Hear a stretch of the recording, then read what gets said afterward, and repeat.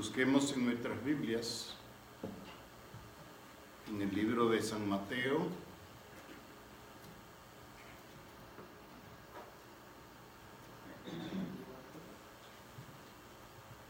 libro de San Mateo, capítulo 24.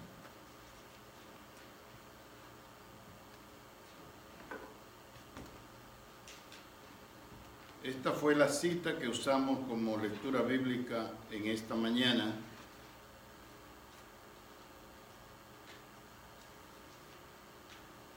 Y antes de leerla vamos a inclinar nuestro rostro para pedir la presencia de Dios. Nuestro Padre, queremos darte gracias por tus bendiciones. Permite que al presentar tu palabra en esta mañana, ella pueda permanecer en nuestras mentes y podamos ponerla en práctica. Te lo pedimos en Jesús. Amén. Se nos exhorta en la palabra de Dios que estudiemos en estos últimos días el capítulo 24 del libro de San Mateo, juntamente con el libro de Daniel y el libro de Apocalipsis, siendo que todo lo que está pasando en el mundo hoy, tanto políticamente hablando como religiosamente hablando, se refieren a los eventos finales de la historia de este mundo. Y en el libro de San Mateo, el capítulo 24 y el versículo 14, se nos dice: y será predicado este evangelio del reino en todo el mundo, por testimonio a todas las naciones, y entonces vendrá el fin. Si ustedes notan que la palabra de Dios acá básicamente nos está presentando la condición para que Cristo venga a esta tierra. Sin embargo, aunque presenta una condición allí y será predicado este evangelio para que pueda suceder esto y esto, recuerden que Dios tiene un tiempo. Y cuando el tiempo de Dios se cumpla, esté usted preparado o no, esté yo preparado o no, Cristo va a venir a esta tierra. Ahora nos preguntamos, ¿qué evangelio debemos predicar? ¿Qué evangelio debemos predicar? Y me gustaría que me acompañara al libro de San Juan. Libro de San Juan y el capítulo 3, y vamos a leer desde los versículos 14 en lo adelante. El versículo 14 dice: y como Moisés levantó la serpiente en el desierto, así es necesario que el Hijo del Hombre sea levantado. Y mantenga la expresión en su mente, levantado. ¿De dónde surge esta expresión en la palabra de Dios? Acompáñeme, por favor, al libro de Números. Libro de Números. Y vamos a ver allí el capítulo 21 y el versículo 9. Sin embargo, quizás sería apropiado leer desde el 4 para que tengamos una idea de lo que se está tratando. Versículo 4 dice: después partieron del monte de Hor, camino del Mar Rojo, para rodear la tierra de Edom, y se desanimó el pueblo por el camino. Y habló el pueblo contra Dios y contra Moisés: ¿por qué nos hiciste subir de Egipto para que muramos en este desierto? Pues no hay pan ni agua, y nuestra alma tiene fastidio de este pan tan liviano. Y noten que se están refiriendo directamente a lo que la palabra de Dios dice, pan de ángeles, que fue lo que Dios le dio al pueblo en el desierto, conocido con el nombre de maná, una comida especial. Y el pueblo lamentablemente comenzó a murmurar, comenzó a quejarse, no tanto de Moisés, sino de Dios. Directamente. Y Jehová envió, debido a las críticas, a las quejas, a las protestas del pueblo, dice: Jehová envió entre el pueblo serpientes ardientes que mordían al pueblo, y murió mucho pueblo de Israel. Noten que las serpientes vinieron como resultado de la protesta que el pueblo tenía contra Dios y contra Moisés. Entonces el pueblo vino a Moisés y dijo: hemos pecado por haber hablado contra Jehová y contra ti. Ruega a Jehová que quite de nosotros estas serpientes. Y Moisés oró por el pueblo. Y Jehová dijo a Moisés: hazte una serpiente ardiente y ponla sobre una asta, y cualquiera que fuere mordido y mirare a ella, vivirá. Y Moisés hizo una serpiente de bronce y la puso sobre una asta, y cuando alguna serpiente mordía a alguno, miraba a la serpiente de bronce y vivía. Noten ustedes lo que dice la palabra. Dios le ordenó a Moisés construir una serpiente, ponerla en una asta bastante alta, de tal manera que el que fuera mordido por esta serpiente, por una serpiente, pudiera recibir sanidad. La condición para poder recibir sanidad y vivir era mirar a la serpiente que Dios había ordenado que se construyera. Moisés obedeció y muchos del pueblo fueron sanados cuando la serpiente los picaba. Ahora note, según leímos en San Juan capítulo 3 y el versículo 14, y cómo Moisés levantó la serpiente en el desierto, así es necesario que el Hijo del Hombre sea levantado, para que todo aquel, noten el versículo 15, para que todo aquel que en él cree no se pierda, mas tenga vida eterna. ¿Cuál era la condición? ¿Cuál era la condición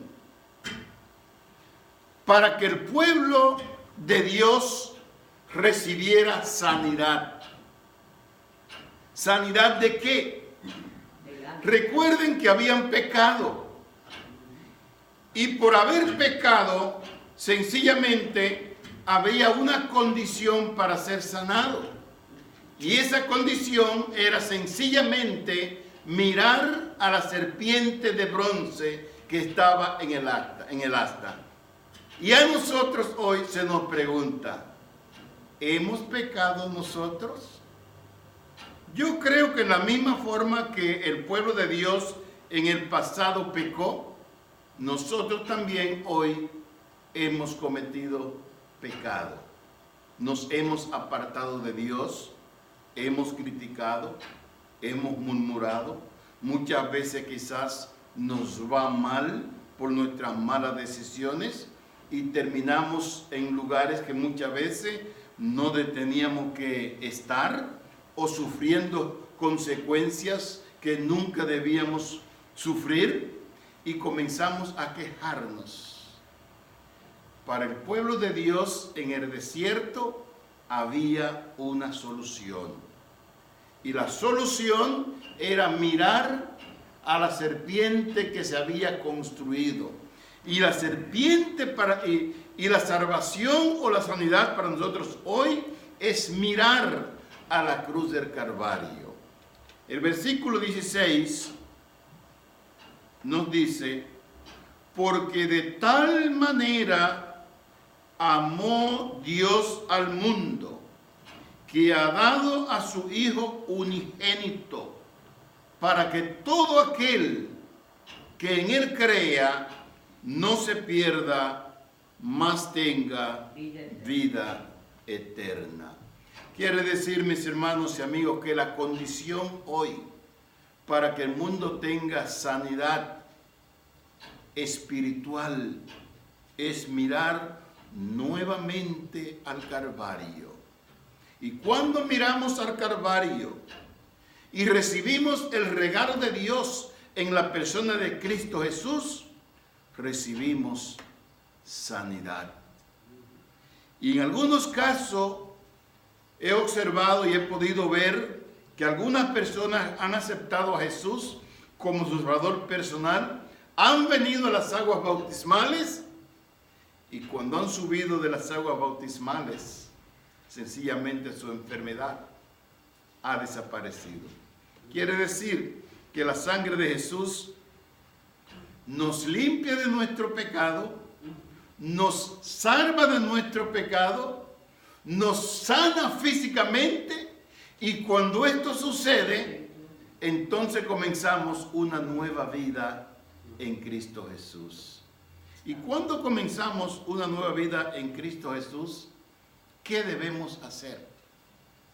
Debemos entonces compartir con el amigo, quizás comenzando por casa, con mi esposa, con mis hijos. Y es lo que llamamos quizá evangelismo o evangelio en cadena. Y las buenas nuevas comienzan a fluir. Lo que Dios hizo por mí, yo te lo paso a ti para que tú puedas recibir también esas buenas nuevas y tú puedas recibir la sanidad. Amén. ¿En qué consiste las buenas nuevas? Es muy sencillo. Las buenas nuevas, lo que Cristo hizo por ti al morir en la cruz del Calvario. La palabra de Dios dice que la paga del pecado es muerte. El hombre pecó. Al pecar nos separamos de Dios. Alguien tenía que pagar el precio. El hombre no podía pagar el precio. No tenía con qué, ni podía. Sin embargo, el cielo dio lo único que tenía, lo más grande. El mismo Dios bajó a esta tierra. Amén. Pagó el precio que tú debías pagar.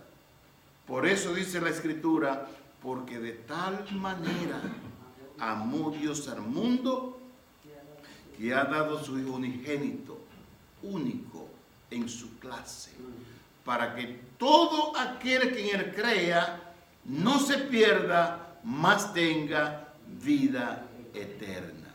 Mi pregunta es en esta mañana, ¿está pasando por algún problema, alguna dificultad física, espiritual?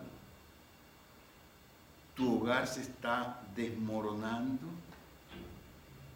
tienes confusiones en tu vida y te preguntas, ¿por qué me está pasando lo que me está pasando?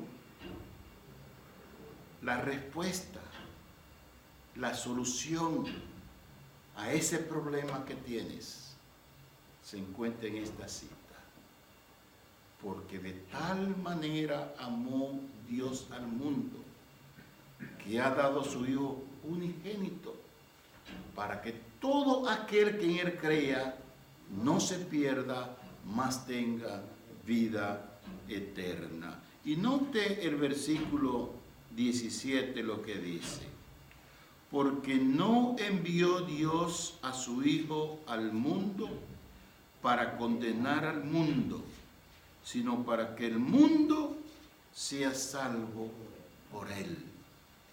Pero Mateo dice, y será predicado este evangelio del reino. Quiere decir que cuando usted recibe la salvación dada por Jesús a usted, y usted la cree y la acepta, ahora usted tiene que pasarla a su esposa, a sus hijos. Y en usted comienza a ver un cambio de actitud.